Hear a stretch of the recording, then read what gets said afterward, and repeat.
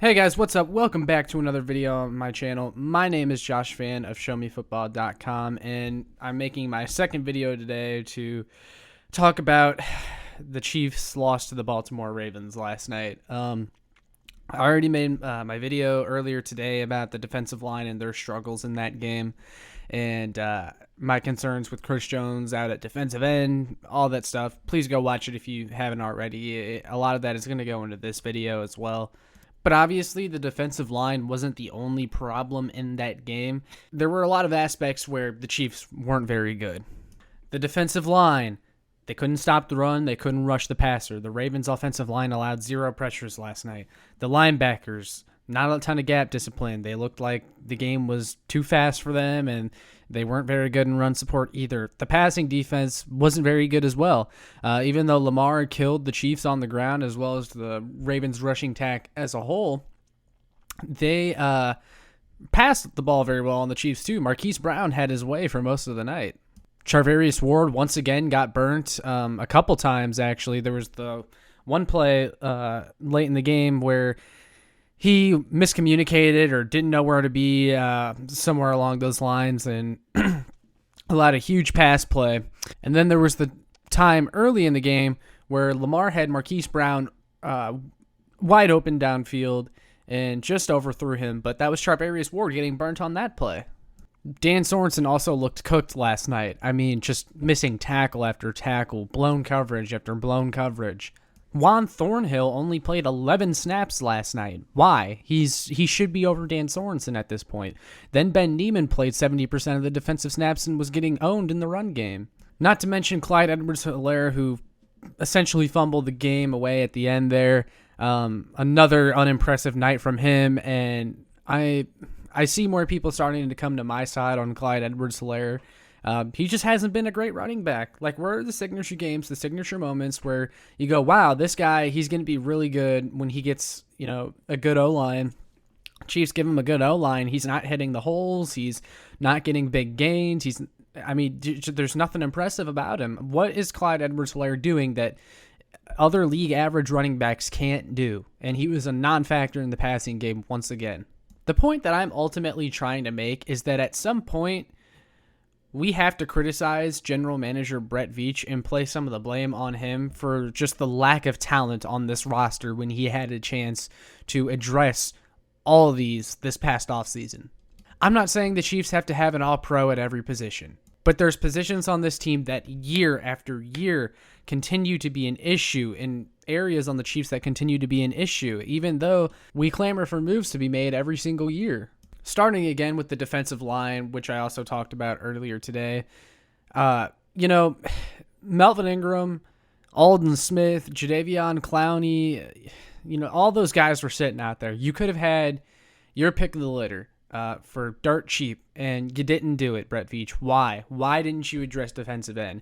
It was the second biggest need on this team probably heading into this past offseason. Offensive line was terrible in the Super Bowl. Yes, that was your number one biggest need going into the offseason was offensive line, but it almost seems like that Brett Veach, he was so aggressive in trying to fix the offensive line that he kind of ignored other positions on the team.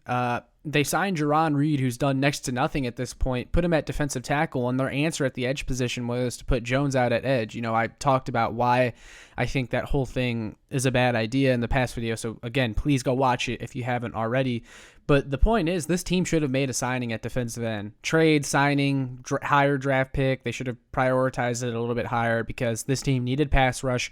And once again this year, you're asking guys that aren't Chris Jones to step up and be a legit number 2 or 3 pass rusher, and the Chiefs just don't have that in the guys they have now. Frank Clark, you're lucky to get anything out of him at this point. Mike Dana is not it. The Chiefs should have made a move. It's as simple as that. That's on Brett Veach. Linebacker, how long have we been complaining about Ben Niemann? 3 years now, Ben Niemann has been getting significant snaps, and we've seen enough of him.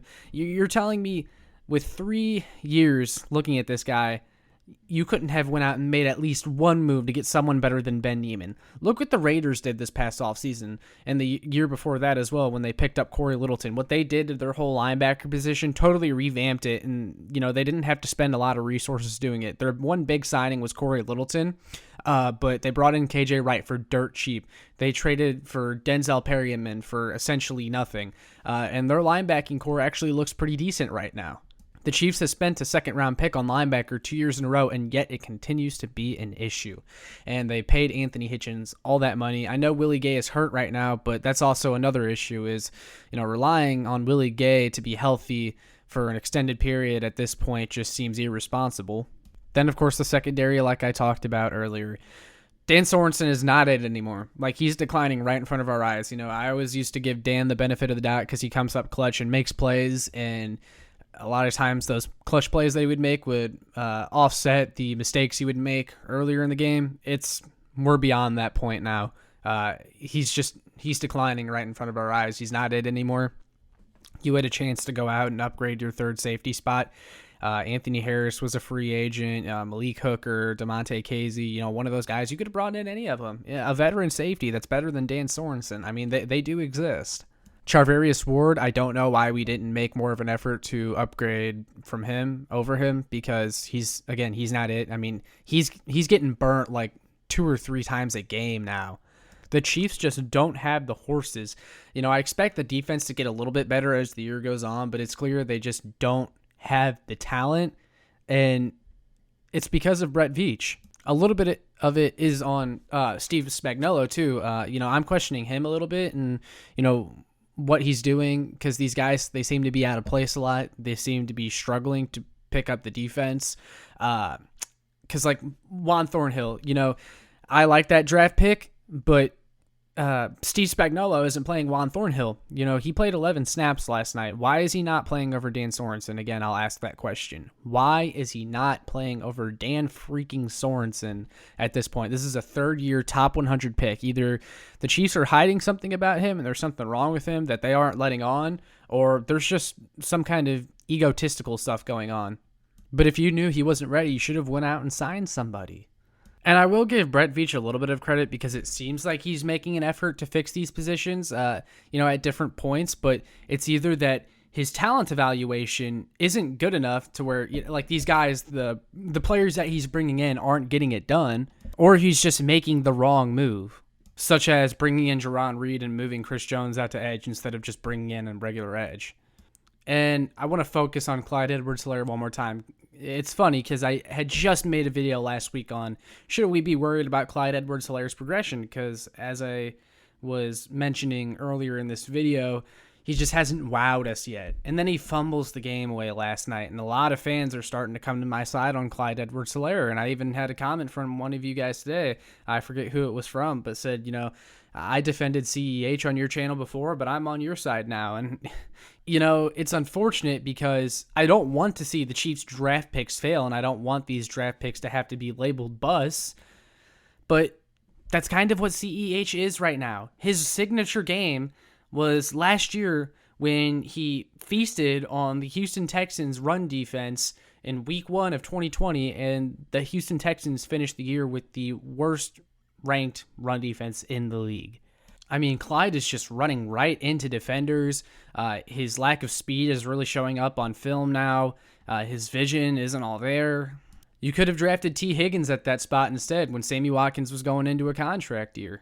Not to mention there was no real solution at wide receiver too either. That being said, I actually liked what I saw last night from guys like Pringle and Hardman. I thought they both had real solid games, but you were taking a large leap of faith with those guys. And I feel like we also had that mentality at just way too many other positions on this team, and it's costing us. And a lot of that blame goes to Brett Veach. If you look at Brett Veach's top draft picks every year since he's been here, this is what they are. You might want to look away after looking at them. Breeland Speaks in 2018. 2019, he traded away our first-round pick for Frank Clark, and his top pick was Mecole Hardman. And then his other 2 picks in that draft were Juan Thornhill and Colin Saunders in the top 100. 2020, his top pick was Clyde Edwards-Helaire. And this year it was Nick Bolton, who, I'm a Missouri guy. You guys all know how I feel about Nick Bolton. but you're asking a lot from him given that he's a rookie. Now, looking at all those Brett Veach draft picks and the positions that were addressed, how many of those positions would you guys say are needs? Still, all of them? This team could use a defensive end right now. This team could use another wide receiver. Wouldn't hurt. Running back, I've seen enough of Clyde, in my opinion. Linebacker, I think we can all agree that's still a need. How much more investment is it going to take until we start to see results? In my honest opinion, and let me know if this is an overreaction, I feel like Brett Veach is kind of butchering the roster around Patrick Mahomes. He deserves way better than this. How do you expect to compete with the likes of Tom Brady and the Buccaneers, and they're absolutely stacked, when you're giving Mahomes the worst defense in the league? So, yeah. That's my rant for today. I really wanted to touch on that, but would love to hear from you guys in the comments. Do you think Brett Veach deserves some blame? And if so, how much of it does he get? Let me know in the comments what you guys think. Make sure you like, share, and subscribe so more Chiefs fans can find this. And I will catch you guys in the next one. See ya.